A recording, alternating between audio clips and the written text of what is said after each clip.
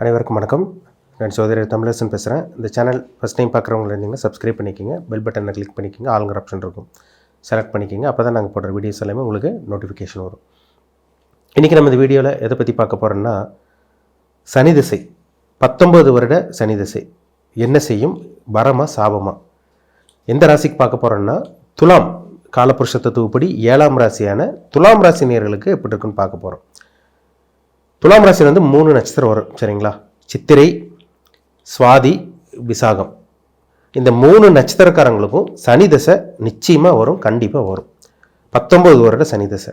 எல்லாத்துக்கும் சனி தசை வராதுங்க, சரிங்களா? ஒரு சில ராசிக்கெல்லாம் ஒரு சில தசையெல்லாம் வராது. அதேமாதிரி சனி தசை எல்லா ராசிக்கும் வராது. ஒரு சில ராசிக்கும் ஒரு சில நட்சத்திரங்களுக்கு மட்டும் இந்த சனி தசை வரும்.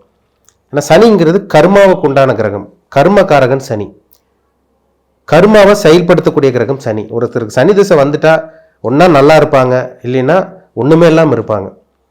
ஒரு நல்ல ஒரு வாழ்க்கை வாழ்வாங்க, இல்லைன்னா கடன் பிரச்சனை, அசிங்கமானம், எல்லா துன்பங்களும் அந்த சனி திசையில் உங்களுக்கு கொடுக்கும். என்ன காரணம்னா கர்மா. ஏன்னா கர்மாவை செயல்படுத்தக்கூடிய கிரகம் சனி தான்.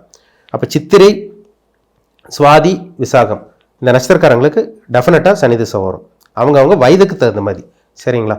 நீங்கள் என்ன நட்சத்திரம், என்ன நட்சத்திர பாதத்தில் பிறந்தீங்க, அதுக்கு தகுந்த மாதிரி தாங்க நடக்கும் சனி தசை, சரிங்களா?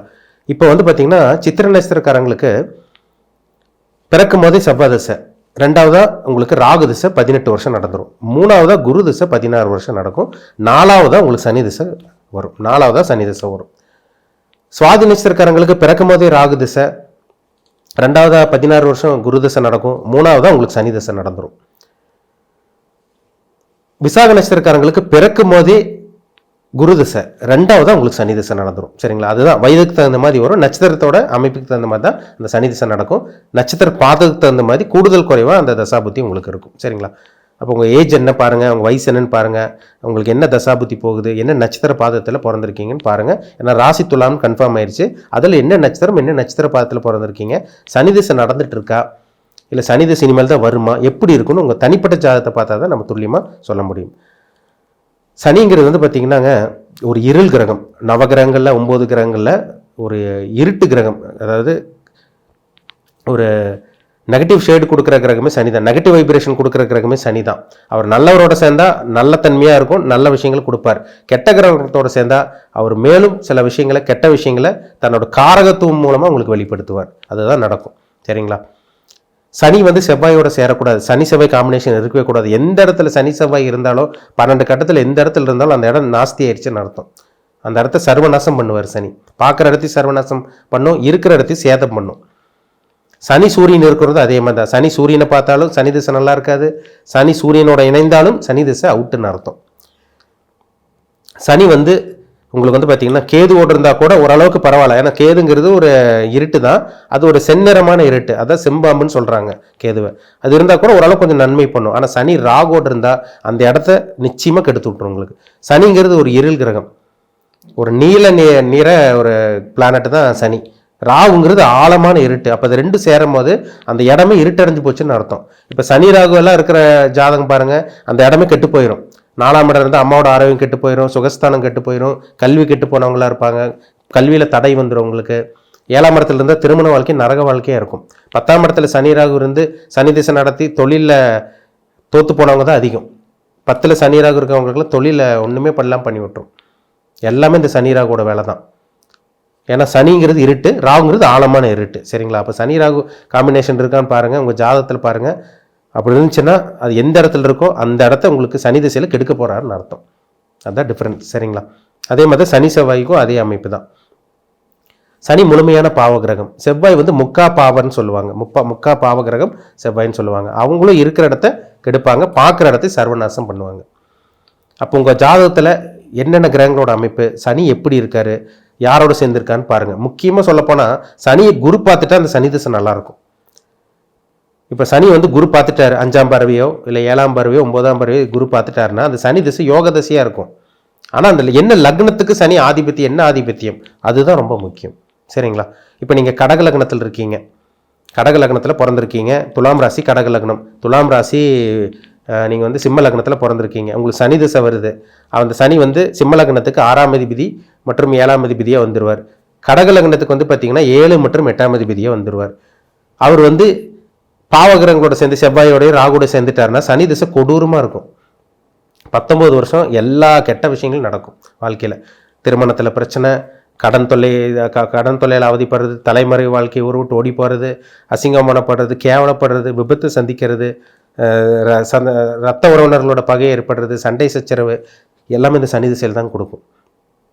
வேலையில் பிரச்சனை எல்லாமே அந்த சனி திசையில் தான்.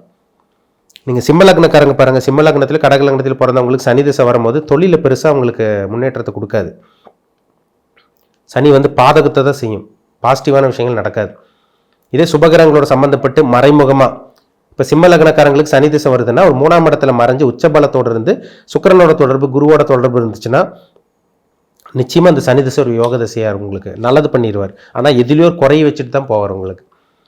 கடக லக்னது சிம்ம லக்னது சனி வந்தாலே ஏதோ ஒரு பிரச்சனைங்க, ஏதோ ஒரு ஃபுல் ஸ்டாப் வச்சு தான் போகும்.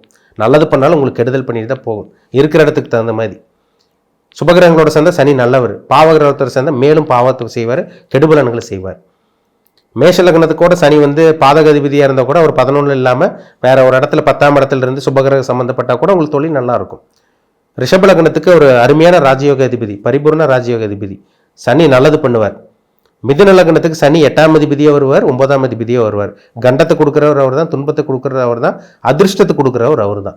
அதுவும் இருக்கிற இடத்தை பொறுத்து.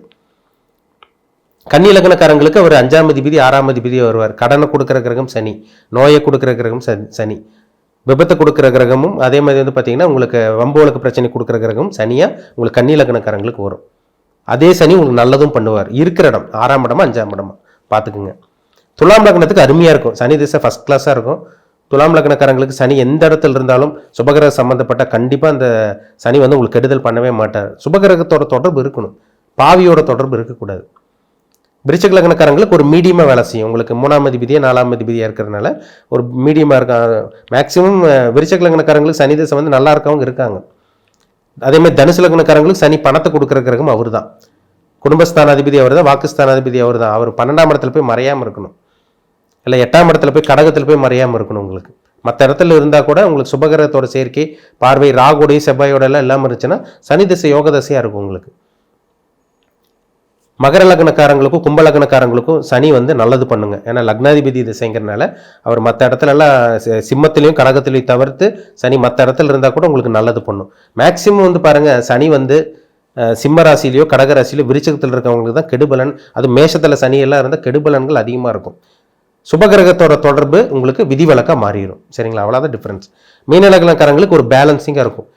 விரையாதிபதி அவர் தான், லாபாதிபதி அவர் தான். விரயத்தை கொடுக்குற கிரகமும் அவர் தான், லாபத்தை கொடுக்குற ஒரு கிரகமும் சனி தான். அவர் 11ஆம் இடத்துல இருந்து சுபகிரகத்தோட குருவோட பார்வை, இப்போ குரு வந்து 5ஆம் பார்வையே உங்களுக்கு சனியை பார்த்துருச்சு, இல்லை 7ஆம் பார்வையை சனியை பார்த்துருச்சு, இல்லை சுக்கிரனோட இணைவில் சனி இருக்கார் மீன லக்னத்துக்குன்னா அந்த சனி திசை லாபத்தை மட்டுமே உங்களுக்கு கொடுக்கும். மேக்சிமம் அதுதான் உங்களுக்கு ஏற்படுத்தி கொடுக்கும்.